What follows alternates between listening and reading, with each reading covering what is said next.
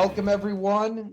So jacked for this happy hour edition. We haven't done one of these in a long time, but this is a recurring guest. We got to call you Doug because you've been on this for a few times. You've been on our podcast with Monas a bunch of times, and Monas regrets to inform us all he can't make it unless Walter cooperates. His son. He's a little busy right now. Yeah. Right? I said, hey, bring him on, give him a beer. You know, hey, it's fine. He's what, two and a half. He'll calm down after a beer, right? Exactly. But for those who don't know, listening, watching, Doug Whaley. What year did you start off in the NFL, Doug? I should know this at the top of my head. 94. Yeah. 1994. Yeah. Which that Steelers team should have won it all. If it wasn't for Neil O'Donnell, 2 picks, we had a chance. Man, that was the San Diego Chargers, right? Nate Trone Means and Stan Humphries. Yeah, so we beat them and then went and played the Cowboys, and they, it was one of those. For me, though, it was think about this, the first year in the NFL, I go to the Super Bowl as an intern. So I'm thinking, this NFL's easy. Come on now. Yeah. I mean, you think that's how it's going to go, and it's not that easy to win in the NFL. I'm thinking so. Yeah, the '95 team went to the Super Bowl. I'm even thinking the year before that Steelers defense was really, really good. And that's when they lost to San Diego. Yes, on the last throw. Yep. Man, they beat them. They lost in Pittsburgh in the AFC Championship game. That was a heart wrencher right there.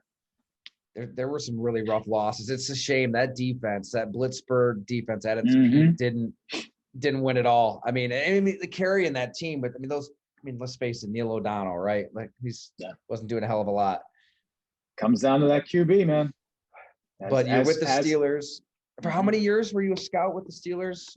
I was a scout with the Steelers for a year, Seattle Seahawks 3 years, and then came back, was a pro director for 11 in Pittsburgh, and then last 7 with Buffalo. So second go around with the XFL. Which, if you can, we can't wait to get into the XFL stuff a little bit too. I know people are already kind of getting jacked about that. And obviously you were a busy guy this offseason too, interviewing for that Steelers job. But yeah. How you juggling everything? Time management. No, it's one of those things when you, as everybody knows, when you're doing what you love, there's no juggling there. And as I say, I was blessed to be considered for the Steelers and then even make it the second round all the way to the final 6. And I have a job I love. It just would have been a job I couldn't pass up. So, but excited to do what a lot of people have tried to do before. And I think first XFL, we had a good footing and obviously got shut down with COVID. But with what we got going on here, we're excited to bring it to market in January of 23. Our first game will be camp in January of 23 and kick off right after the Super Bowl in February 23. And as we say, what's better than football? More football. So we're just trying to give people more football. That's it. What has you most excited about the XFL? Like for people who might be skeptical and thinking, this has failed before. Obviously COVID was huge. Yeah. The last time I think around, that's the thing. What we did last time proved that there's an appetite for it.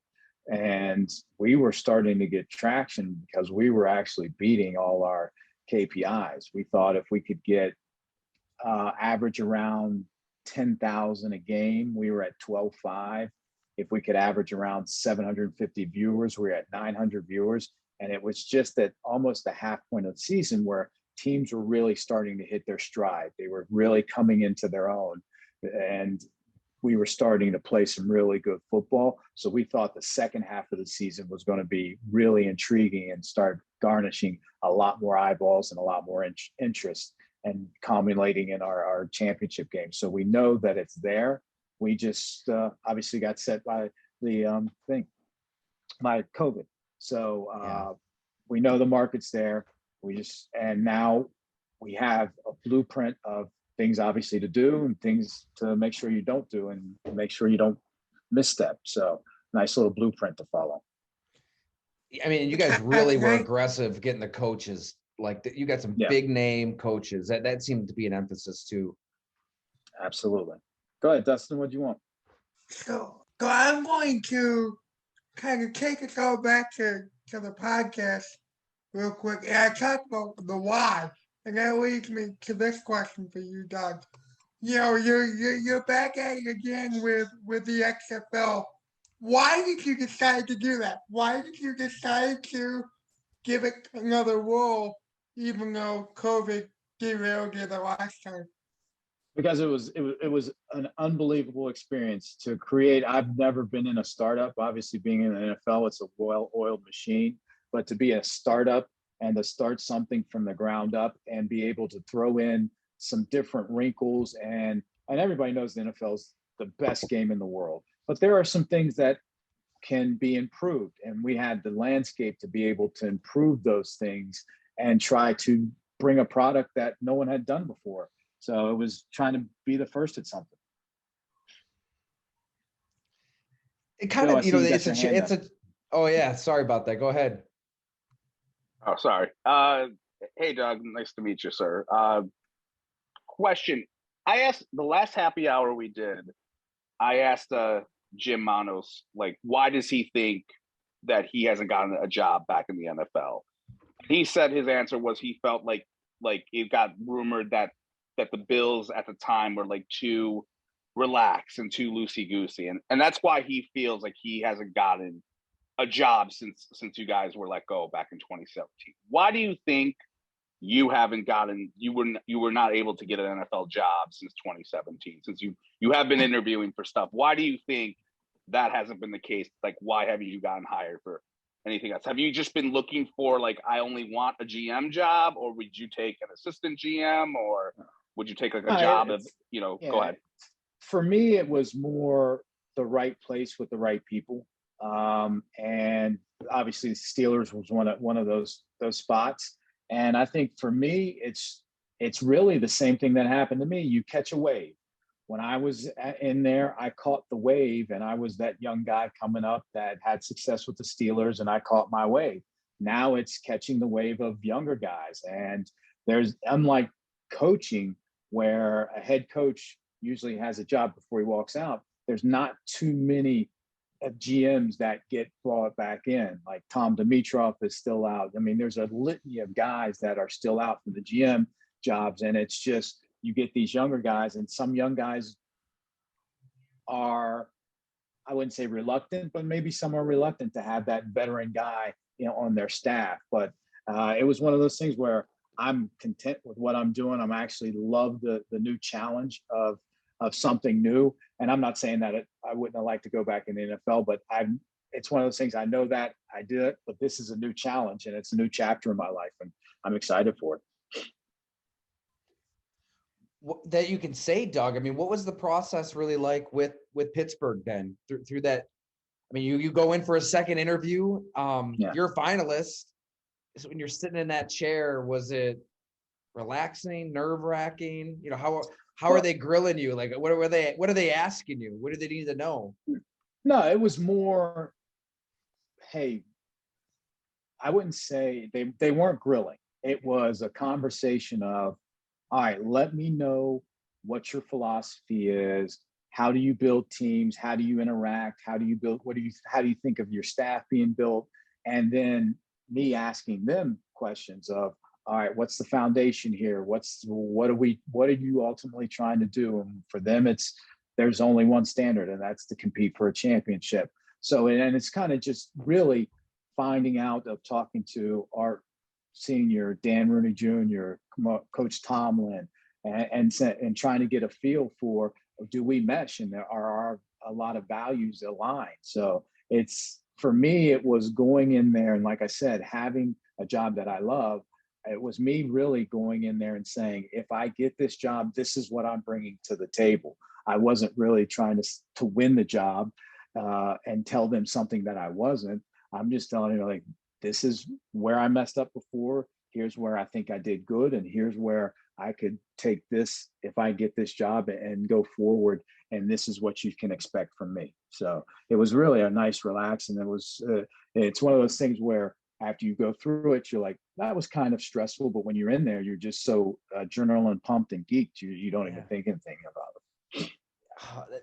that's such a good way to put it. It's like, because you do have a great job. You are excited about where you're at. You have everything ahead of you with the XFL. So if you can, like anybody out there like this interviewing for a job, that's just a great mental place to be, I would think, where you're not desperately trying to like state your case and make excuses and scramble. It's like, no, this is how it is. Here's what went wrong, what right.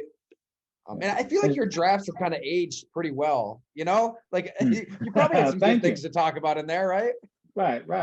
And then obviously we talked about how the Mahomes thing and setting them up to get Josh Allen and the thought process behind that. So that was a positive.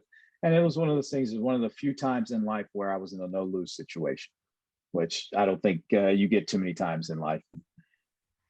Yeah, how did that Mahomes conversation go down? We've talked about it ad nauseum on here, but I'm sure we missed something over the podcast. No, I just told him, I was like, listen, because they were the first draft, the first interview was before the draft. And I was just saying, hey, listen, obviously you're losing a Hall of Fame quarterback. Here is how we came up with the I guess recipe to find a quarterback, and it's the proof's in the pudding. Now, again, I always say they made the right choice. They made Josh Allen their quarterback. I cannot claim that, but I can say that the foresight and them being able to be in position to do that was from something that Modus and I hatched of an idea and put in place with some different options to figure that out. Well, and I know Connor and Joe have questions here, so I promise I'll shut the hell up, guys. But just on that point, I was really surprised that, I mean, Pittsburgh is the team that bit in this quarterback draft. This was a draft that was kind of panned in the same way 2013 was, which, you know, we got to repeat it again. You weren't the GM, right? Buddy Nix was. you get kind of tagged as the guy that drafted EJ Manuel, but it was it wasn't known as a stronger class then. This isn't known as a stronger class, but they liked Kenny Pickett. They made him the first round pick. They could have kicked the tire down the road. They got Mitchell Trubisky. You got Mason Rudolph. They could have, you know, done a 2-year plan, kind of like you and, you know, Monas did there at Tempo with the Pagulas way back when you're looking ahead. Yeah. What are your thoughts on their decision to draft Kenny Pickett? What did you see in him, and what would you have done if you were the GM? Well, from what I saw him and look at it, when I scouted him, I thought, well, the one thing that I really liked about him is that he came back and bet on himself. Now, he was thinking about coming out last year, and he probably would have been a 5th round, possibly a 4th rounder. He came back and obviously bet on himself, put the pressure on himself, and came to be a 1st round pick. He is the most pro-ready of all the guys that came out last year. He has the least amount of holes. The question everybody has, and I have, is what's his ultimate ceiling? Is his ultimate ceiling a Andy Dalton, or is it a Kirk Cousins, or is it a Drew Brees? I don't know. And for me to really find that out, I would have had to been in those quarterback meetings in the spring to really talk to him and hear his thought process of when he watched film with him. What did he see? Why did he dissect it? What did he see? Why did he go there? And all of that stuff to see mentally where he could go. But I do like that he bet on himself. It is an interesting order of operations too, what the Steelers did. I don't know what's right or wrong, but I mean, they decided on a GM after the draft, right? I mean, yes. Yeah. So they made that. I mean, that decision was made, and then the GM comes in and kind of inherits the situation, or maybe he has to say, I don't know. Is that normal? Like, I think a lot of people would look at that and be like, that's kind of strange. Actually, back in the day, most of the GM hires were after the draft. And obviously that's what happened with me. It's just recently people have been doing the GM hires after the season. So that's more of the last 5-6 years that after the season that's been happening. But like I said, way back in the day when I first got in it was right after the draft. Then that's when the personnel moves were very heavy. And I guess you and Jim, everybody got let go in Buffalo after that draft to different circumstances. But All right, Connor, I think had his hand fired up a little bit ago. So what's up, man? It was good, guys. Doug, good to meet you, man. Nice to meet you, Connor. So the one question that I thought of a couple minutes ago, when we were talking about the Steelers interview that you were having, and you were talking about some of the good and bad things that happened in your career so far, originally with the Steelers and then with the Bills. What have you carried or learned from your time in the Steelers and in the Bills organizations that you've brought with you to the XFL, and what have you learned from all of those experiences? The thing that I learned the most is because it's such an intense business, you have to, one, get smart people and people you like to be around. Everything else you can figure out, because you spend so much time with these people. And if you get people that, I wouldn't say aren't smart, but are just singularly focused and don't look at the macro and just focus on the micro, then it's always going to be a struggle to say, especially when you're building a league. Now, when you're building a team, you can be more micro focused, but in the league, you're macro focused. And I think that's one of the things that has helped me coming from the micro to the macro and open my eyes and saying, okay, this is a different way to think about it. But the best thing is people, you gotta like the people you're around, and they gotta be smart. Well said. Joe, fire away. Sorry. Hey, Doug, when you were the GM here, there were like rumors that you didn't see eye to eye with Doug Marrone and Rex Ryan.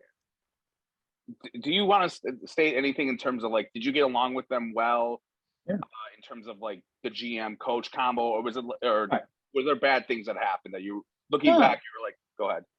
No, I would say this. It's like any relationships. You're going to have your ebbs and flows, but there was nothing personally that I had against them.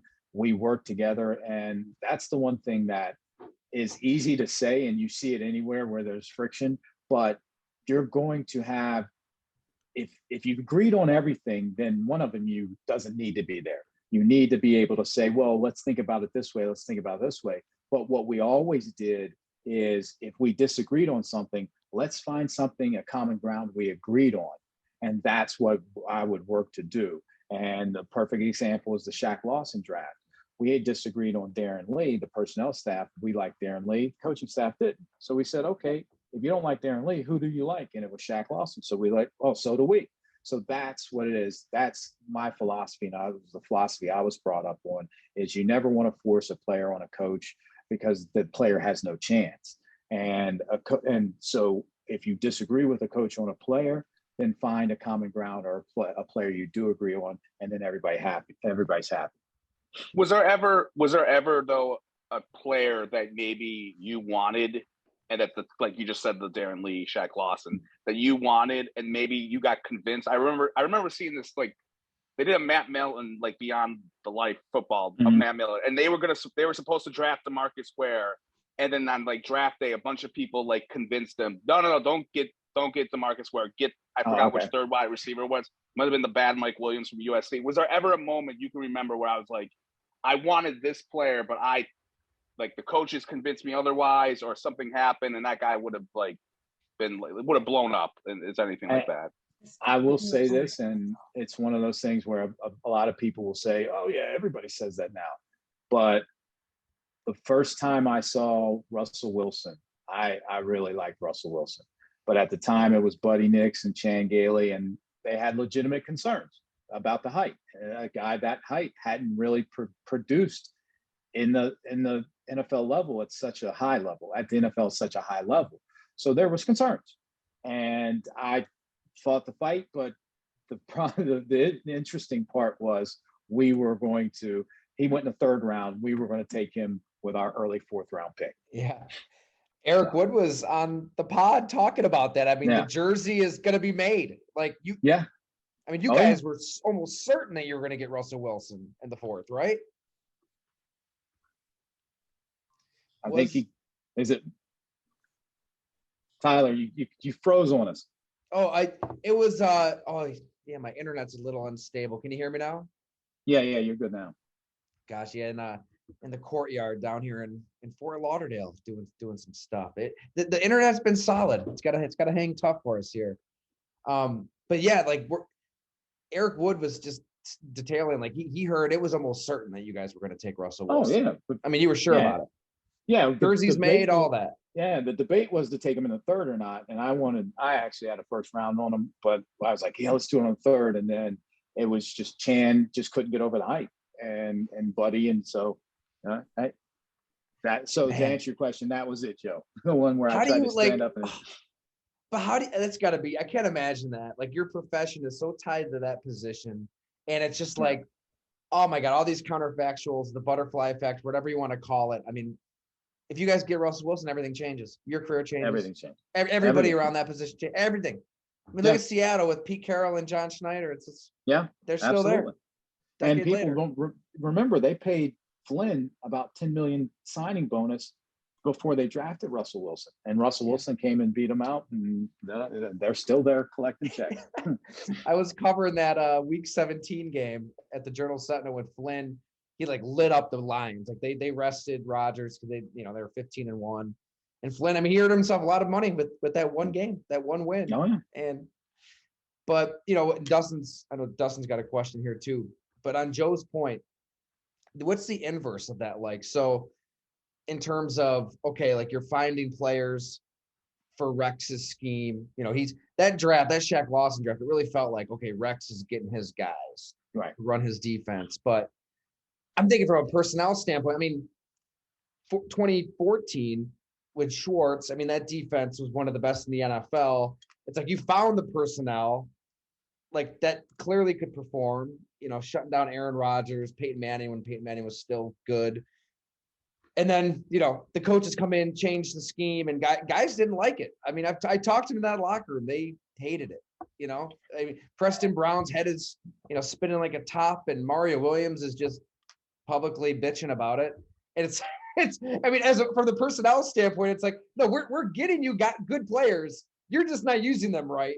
That's another thing would probably drive me nuts. But you got to look at it from our standpoint, and I thought about it when I did the Steelers interview. Was my time there was a lot of chaos.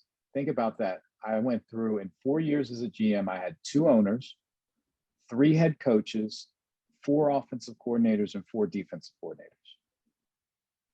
So it's just like, all right, and that's why the biggest thing that if I ever got a shot again would be, I'd love the stability to be able to bring. There's a difference between getting a collection of talent and having a talented team.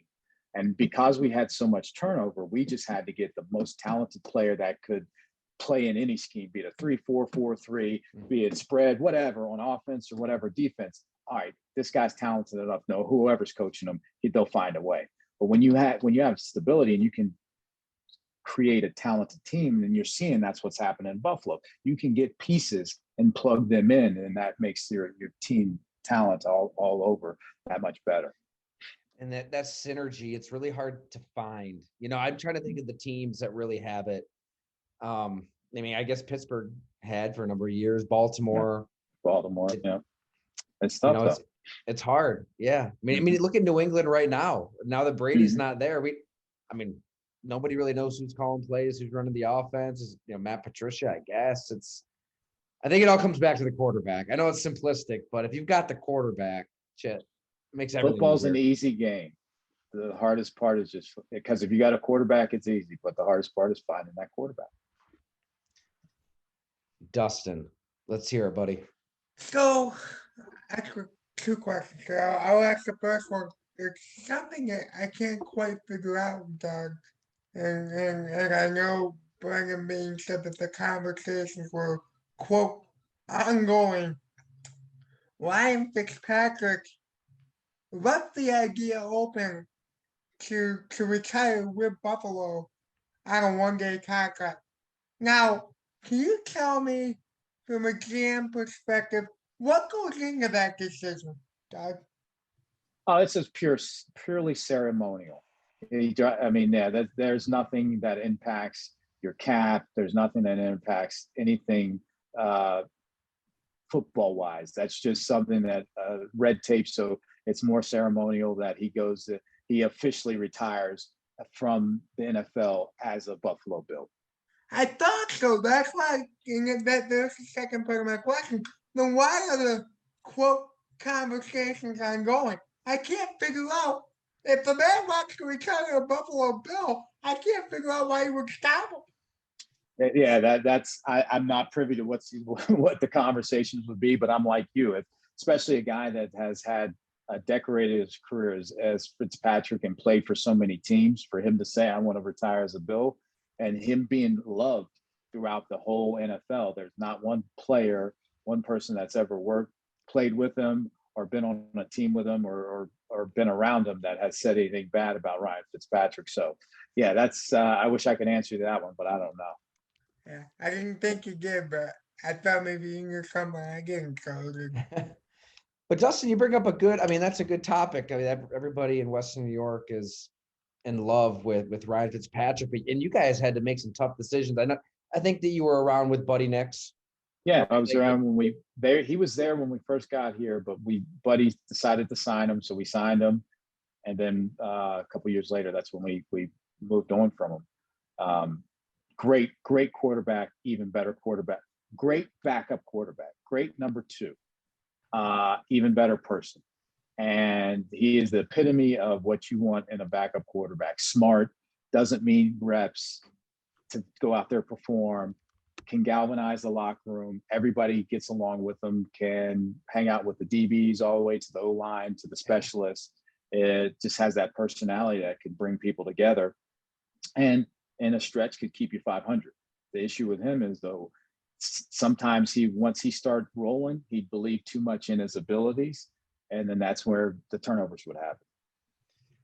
I totally got the deal at the time too. I mean, this is why I should never be a GM, I guess. Like, you guys were 5-2 in 2011, yeah, right? Things were rolling. The win over the Patriots. Oh yeah.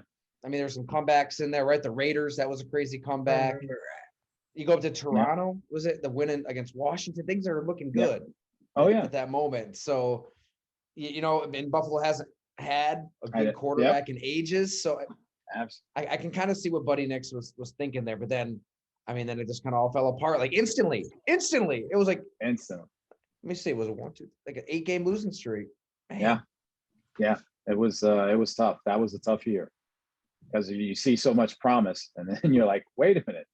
We just thought we were 5-2. What's going on here? So I should say 7. It was 7 games, not 8. That's for the record. But it makes it tough though as a front office to figure out, like, when do you pull that trigger at that position? It's tough. Yeah, very tough. Marcus, what's up? Good to see you. Oh, I think you're still muted. You're all. Marcus, did you hit unmute? I don't know. I think we lost him. All right, Joe, hit us while Marcus figures that out. All right. Doug, what do you think happened with Marcel Darius's career? I can't recall a guy who was great, got paid, and then just it was over for him. What in your opinion, as the guy who did give him that contract, what happened with him, you think? It was more the outside influences and his family situation, the people in his life. And because he's such a genuinely nice guy with a big heart, he couldn't say no. And he couldn't say to a lot of people. And it just really wore on him outside of football. So it took a lot of his attention away from being a better football player to having to deal with all the outside influences. And that's why I always tell people there's circumstances why a lot of people achieve, and there's circumstances why people fail. And unfortunately, his community around him was more of a weight to him than a foundation to uplift him. What do you mean by they were a weight to him? What were they doing? Was there, I don't know, drugs? I don't know. Just a lot of family drama. Basically, everybody had a handout and was me more. And I'll tell you this much. I played college ball with Reuben Brown. Obviously, everybody knows Reuben there. And I said, what's the toughest part about being an NFL player? And he said, having to say no, especially to the people you love. Can you look at your mom when you know you have the money and she says, I want money, and you have to say no? And if some people can't say no, then it's just a constant drain, and they put pressure on you and they give you the guilt trip, and then that weighs on you. So there's a lot of things that that just really affect somebody's performance. And it's not always positive. And sometimes it is positive, but sometimes it's not. And it could go either way. So it's just circumstances.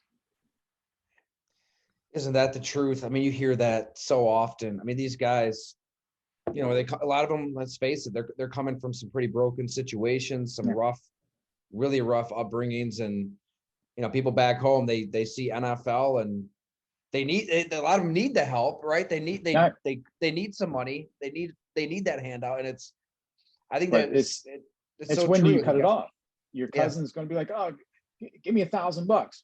You can handle $1,000, but then everybody wants 1,000. Next thing you know, that's 100,000. And then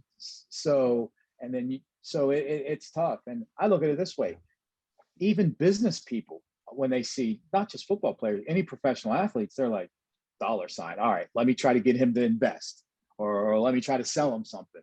So now you're talking about family, like, well, listen, I birthed you. I had 12 hours of labor.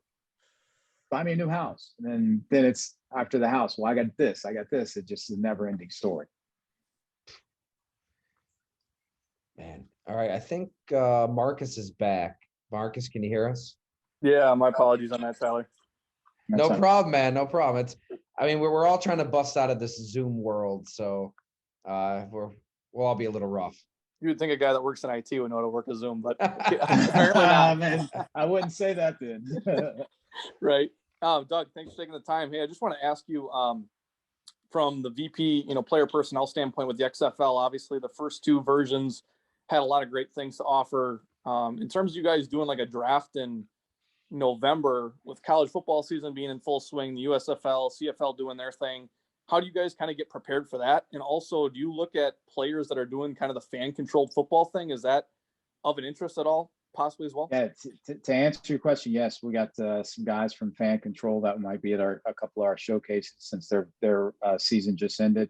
So we're going to have 6 showcases, which are combines from now until the end of the summer, looking at those guys. And then we'll also look at guys in NFL training camps. And we like to say the guys from 65 to about 85, the guys that won't make the practice squad or fringe practice squad players, but need some development, need some more time to mature, to grow, or just more time on the field to prove that they can play. And those are the guys that we'll focus on. And that's why we'll do it in November, because that'll give us a chance to go to training camps, look at those guys, and then all our personnel guys will have a month or two to evaluate them and set their draft board with their head coaches. Draft in November, and then we'll then go from there.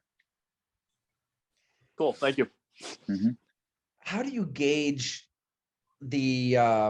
There's got to be a handful of players out there with the big name that maybe maybe it's T.O., right?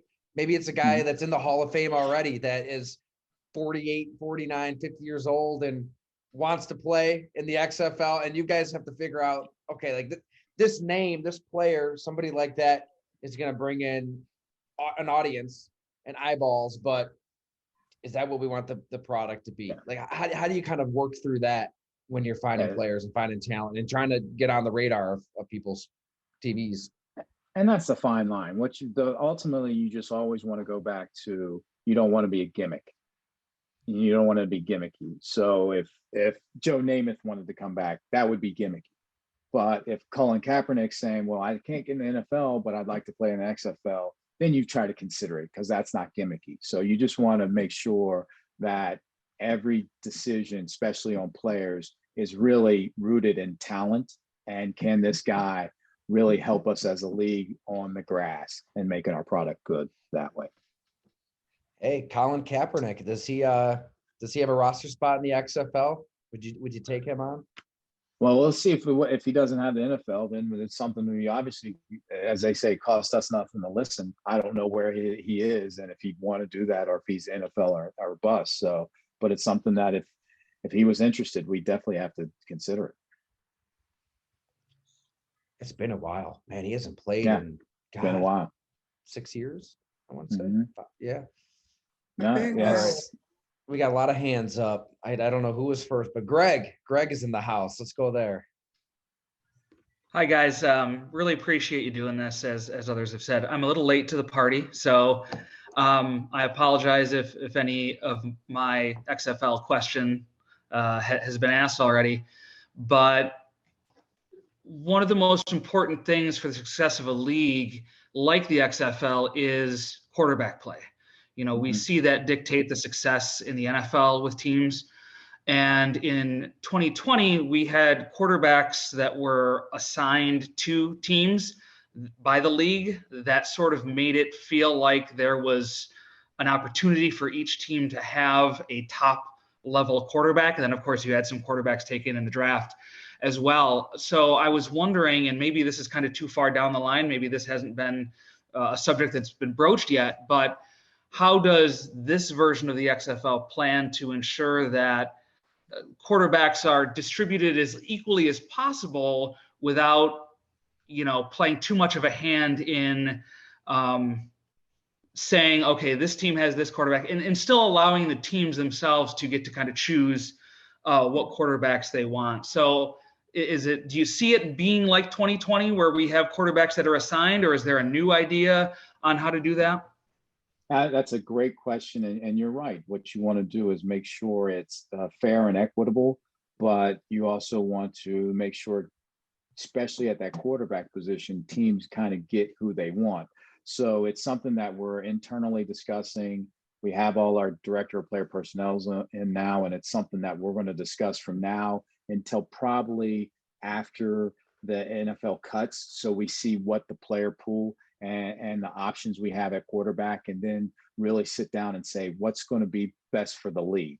And that's the one thing when you're starting a league, a lot of people understand that you'll go into team mode at the draft, but before the draft, it's really, let's get, as a league, do the evaluations for the league player pool, and then we'll go from there. So it's to be determined, but it's something that we really have to get right. And I think we did a good job last time, but you can always do better. So that's what we're trying to see, what's going to be the ultimately best thing for the league and the teams. And I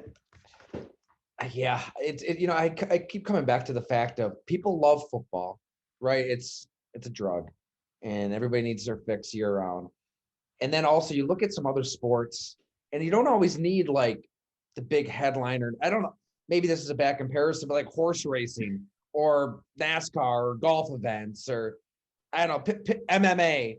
Like there's moments these other leagues in other sports take off, and it's the action, it's the drama, it's the storylines.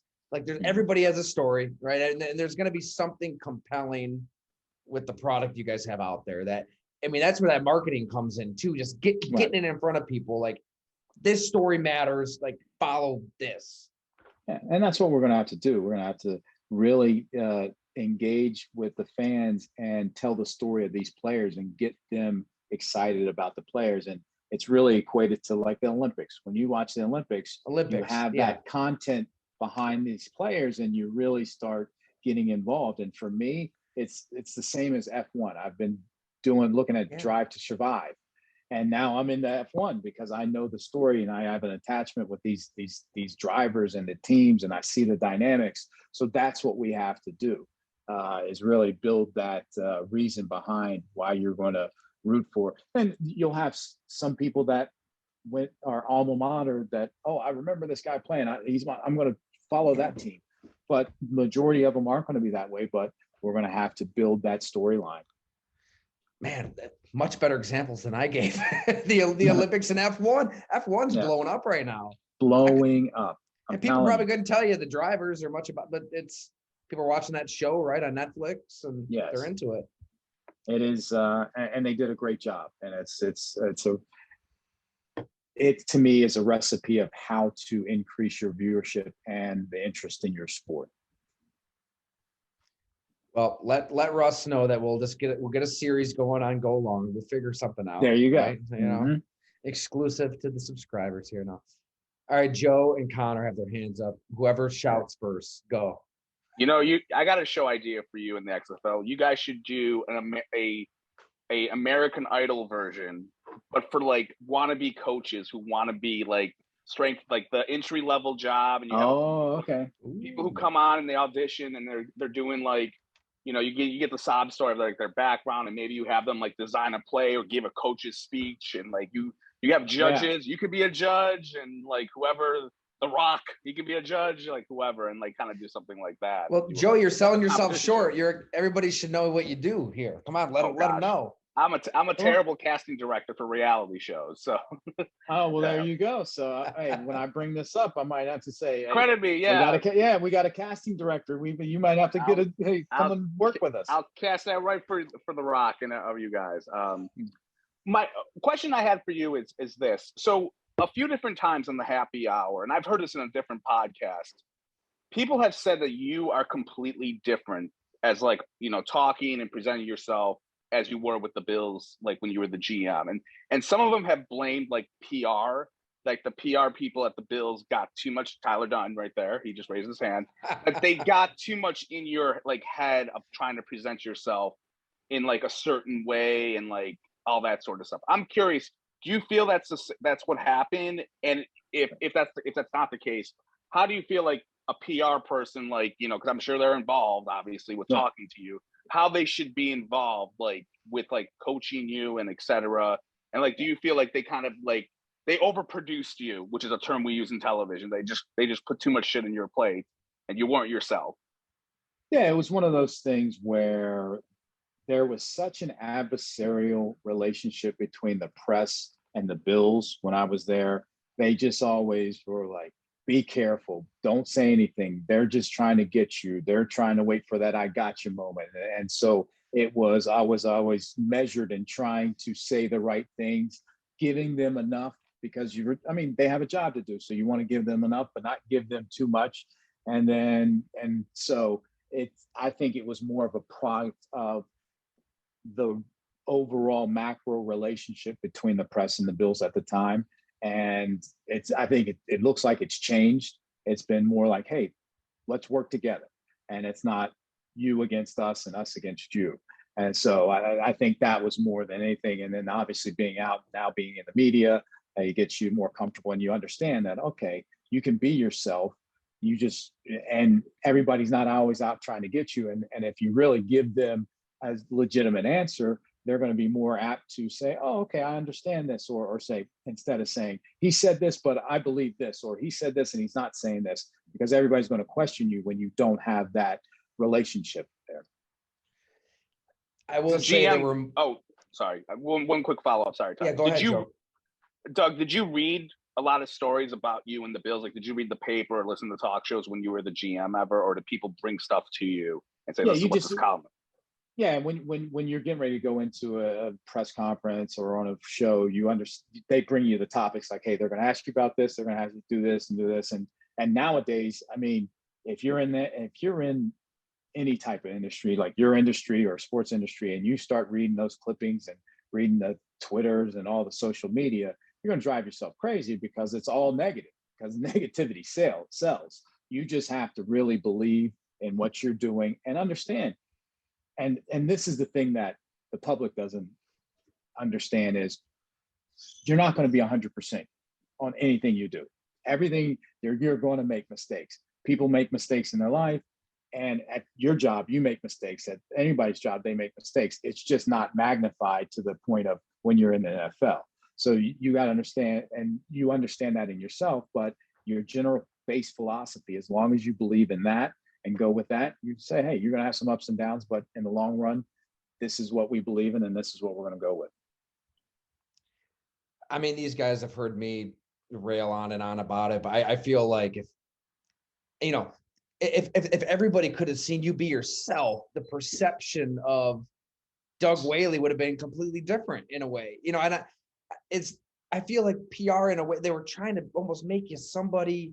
We saw the glimpses even through that coverage. I mean, I was a part of that coverage. I worked at the Buffalo News, and you know, things weren't always great. We wrote about it, but you were never like an asshole about it. It was never adverse. You know, there were moments you could see that's the real Doug. Like before the press conference started, I remember you even like shooting the bull with Sully, you know, like about the NBA. Like, you know, then you had a little back and forth, and then it was almost kind of like you had to be on edge because you were almost told to be on edge. And Right. if you could have if you were like this and just yourself, you know, obviously wins and losses, probably, you know, I don't think the media really, you know, we don't control wins and losses. We're not that important, but you know, people, they might be thinking about you in a different way, as crazy as that is publicly. Man. Yeah, I would say this. They got better things to think about now instead of me. They got Super Bowl aspirations. Yeah, that's true. But it's great to have you on these podcasts and just shoot the ball, because, you know, I think people love the honesty, right? They just like hearing the real stories and how it really goes down. And yeah, that'd be a tough seat to be in, because I don't know. I mean, it's easy for me to sit in the media and be like, yeah, just be honest, and everybody just tell the truth, and then every single word you say in a press conference is going to be like hyper analyzed by all of us and all the fans 24/7, 365 at the same time. Well, and also too is, and this is really what happened, because it was so adversarial and we didn't reach out and try to build relationships. It was whatever narrative Sully or anybody wanted to do, they could just wait for a clip and a sentence and take that out of context and fit into the narrative that they're trying to push out there, instead of saying, okay, let's just sit down, let me get to know you, you get to know me. And I hate to say, you get more of the benefit of the doubt, but they are not trying to push a narrative, and they're just waiting for you to say something to say, see, I told you I can use this in the narrative I'm trying to push. It's interesting, you know, this is probably another hour for another podcast, but yeah, I think the situation, and I'm not on the beat, I'm not there day in and day out, but it definitely is a different relationship, PR and media, in terms of, I mean, you know, they just had this golf tournament, right? And it's, you know, media, players, everybody just kind of chumming up, having a great time, and they've been winning a lot, right? So it's not like there's going to be edgy, you know, the coverage is going to be a little different than it was back in 2015, 2016. But there isn't, I think some, you know, maybe we disagree on that. I think it is good to have a little bit of edginess there at the same time, you know, a little adversarial is maybe a little strong, but I mean, the Bills just suffered, you know, one of the most heartbreaking, shocking, surreal losses in NFL history. It should be covered. We tried to here at our site, and there's got to be that. There's got to be some of that, and I all right. There's a lot of hands up, so I'll shut the hell up. Connor, what's up? It was good. So, Doug, I have a couple more questions about your time in Buffalo. So, circling back to the Ryan Fitzpatrick talk from earlier, what went into the decision to cut Ryan Fitzpatrick instead of keeping him for another year, and maybe, you know, while EJ would warm the bench, since that quarterback class was a little rough? They're more developmental guys. Definitely Fitzpatrick had proven that he's not the answer at quarterback. But just maybe explain that decision. A lot of it went into money, what we would had to pay him, and then him being a starter, to have asking him to come back and compete or even be a backup after the limited success he had. That was going to be tough, and it was going to be tough on if you're trying to develop a young guy. So it was more the dynamics of the situation than more than now. If he hadn't gotten paid and he was on a manageable contract and wasn't named a starter and got paid as a starter, different situation. But the dynamics of that, trying to bring on a young guy and try to develop him, it would have been really tough. And the second question that I had was more about the time that Barone decided to leave Buffalo. What was the energy like in the building after that decision was made by Ramon, and around that time when there were rumors about it? And what was the interview process like for the head coach position afterwards? Obviously, you guys picked Rex Ryan, but I'd heard that Kyle Shanahan and Frank Reich might have been considered for the role. So what was that process like?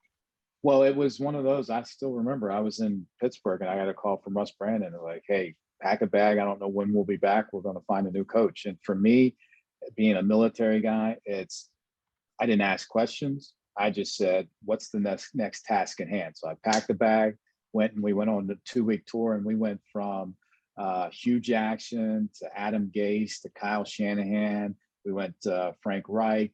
We had Darrell Bevell. We had obviously Greg Roman. We had so we interviewed probably close to 10, 12 coaches. And then in the first interview and then the second interview, we whittled it down, and then Rex was the guy. So it was an intense 2 weeks of my life. I didn't see the family wasn't here for New Year's. So for 2 weeks, I was just on the road between Denver, Seattle, San Diego, and Florida. And then we finally came back with Rex. So it was a very intense time. Good stuff. Yeah, that had been crazy. Connor. Oh, that's right. Sorry, that was Connor. You just went. Saw your hand. Dustin's just texted me. Oh no, there you are. You're here, Dustin. What are you talking about? I'm still here, guys. Sliding like 2 seconds. All right. So I'm gonna follow this real quick because I've got to fly for another podcast spot. But Doug, you're a man in demand, Dustin. They need Dusty Schefter. Yeah, Dusty Schefter. Doug, the relationship between PR and the media in Buffalo, and I'm a journalism student now, and that leads me to a question for you. Go back to that adversarial relationship. What would you say to a young journalist who's on the beat? How would you tell them to approach you or anybody at the GM so you don't have that same adversarial type relationship? I would go to whoever's in charge and say, hey, I would like 10 to 15 minutes off the record with that person. And you sit down and then basically just chop it up and say, there's nothing I'm going to use from this conversation, but I want to understand your thought process. You can ask me any questions and I'll let you know about myself, my thought process, and just chop it up as two people. And then you can kind of get an understanding of their thought process, where they're coming from. But also it builds trust because you say it's off the record and you use nothing from that conversation. And that's the biggest thing, is building that trust. Thank you, Doug. Yep. Couldn't agree more. I mean, that can go a long ways. And then there is that back and forth of knowing, okay, like if shit hits the fan, it's gonna be covered. But I think you would respect that, you would get it, and it's like you're human beings talking to human beings at that point. If you're able to have those conversations, it's not this like playing a part at a press conference. Right. And all you really want from both sides is just to be fair. If we suck and we did something wrong, write it. If we did something good, write it. But don't always take one angle. Like, oh, well, they beat Aaron Rodgers, but they still didn't do this and did this, and make it negative. That's all. Just be fair and balanced. That's all anybody wants to really ask for. Well, hey, I know we're at an hour here now, but Joe, go ahead, Joe. Here. One more. All right, one more. Doug, can you tell us what happened with you getting fired? Like, do you think it was like the Pagula's call? Do you think Sean McDermott kind of did like a slow moving coup behind your back? Like that whole thing was always weird to me because I don't think anyone saw that coming until like it started getting reported like 2 days before the draft. Like everyone was in trouble. Like, what happened between like? Were you the one that hired him? Was it the Pagulas? Like looking back, were there moments even, because you probably were blindsided, that you remember like, shit, like in March they did this, and I should have known something was up, and maybe you were too busy scouting or whatever. Like, what happened that whole thing? Like, through your perspective. Yeah. I didn't hire him, but Pagula's put me in charge of nominating the guys we'd interview. It was obviously the Pagula's call, and I was blindsided. But I think if you look at what happened after I was fired and everything that is in place now, you can kind of understand what happened. If you can read between the lines. So you think he just wanted his own GM, and he was like, "Give me Brandon Bean," and that's where did he come from? So yeah, you know what I mean. Is there a part of you that it was at all like? I'm curious. Like, do you look? Is there a part of you that's kind of like, I don't want to say rooting against the Bills, but are you just? Is there a part of you that's like when you see 13 seconds happen, are you like, tough shit? You're like, like, is there a part of you that kind of like? Yeah, I mean, obviously I still have a lot of friends that work for the organization and you want them to do right. But if something bad happens, it's not like, oh, I didn't go into depression mode then, you know what I mean? So, but I'm past it now. I think they got an excellent team. That quarterback, Josh Allen, is a remarkable quarterback. And I'm really impressed with how he improved his accuracy. That to me is what intrigues me. And I would like to, if I had a question, if I was a press person or a media person, I would say, what was it out of that draft class that you guys zeroed in on Josh Allen, which happened to be the best guy out of the bunch? Because he did have some deficiencies. He had some question marks. And what was it that you saw that you wanted to bet on him? That's what I'm very interested in. That's interesting to me, real quick, that what you're saying is like you led the search, but the Pagulas were the ones that kind of made the call to hire McDermott. Like they were like, we like it. Because I don't think that really got out then. I probably in hindsight would have been like, why are the owners picking the coach? That sounds terrible. But if that kind of like what happened, like they kind of made the decision for the most part. I mean, it works out like in terms of win-loss record or Josh Allen, whatever you want to say. But like, that's kind of crazy to me. Was there a part of you like, why are they picking the coach? Like, I should be picking the coach, not them. Well, not really, because I was able to set the table of the four guys that we interviewed. So for me, I was the first line of defense saying, okay, out of the guys, I think I could work. These are the guys that I think are best to lead the team to where we need to go. So, yeah. And then it gets, I imagine it's abrupt and it's shocking when you get let go. The way Jim's kind of described, it's like you kind of start seeing little signs like, okay, he's got the control of the 53 and maybe somebody's looking at me a little different as this draft is getting closer. And he's kind of has a little bit of say there on who we're drafting, like that final say. And then it gets to that point, but there's no easy way to lose your job. Like it's going to sting. Like, I don't think anybody sees that coming, right? No. But as everybody says, everything happens for a reason. I mean, Buffalo, they're in a great place. I'm in an awesome place. So that's when one door closes, another one opens.